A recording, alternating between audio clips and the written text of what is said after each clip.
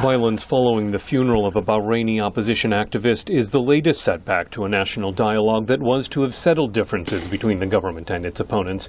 U.S. State Department spokeswoman Jen Psaki. We are disappointed by recent events that have happened on the ground and eroded the prospects of dialogue in Bahrain. The Obama administration is aware of the detention and death of 31-year-old dissident Yusuf Ali al-Nashmi, Psaki says.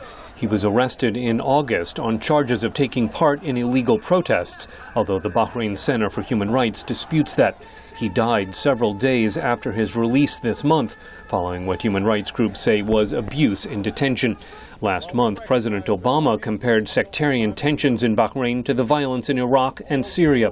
Bahrain is a majority Shiite country ruled by a Sunni royal family, but the government of King Hamad bin Isa al Khalifa says there's no comparing Bahrain to Syria and Iraq, where sectarian tensions have fueled the violence. A foreign ministry statement says terrorist extremist groups are targeting security forces. It says Bahrain is responding within the rule of law. The opposition is demanding more jobs, more democracy, and the release of all political prisoners.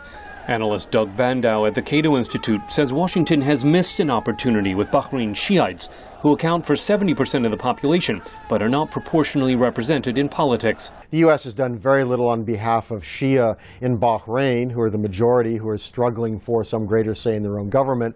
Psaki says the Obama administration is urging Bahrain's government to uphold freedoms of assembly and expression and for all parties to reaffirm their commitment to nonviolence. There's more that all parties can do to move things forward. So I don't know if there's a specific obstacle as much as there's more that needs to be done. Former U.S. Ambassador Adam Airley says Washington's middle ground is not working. Nobody knows what the U.S. position is. In Bahrain, they say, look, we support a democratic process, don't use violence. But we don't condemn the opposition. We don't say clear support for the regime. Nobody knows what side we're on. Opposition groups suspended their part in the national dialogue over the detention last month of activist Khalil Marzouk, who's charged with using his leadership position in a legal political organization to incite violence. Amnesty International calls him a prisoner of conscience. His trial is set to begin October 24th. Scott Stearns, VOA News at the State Department.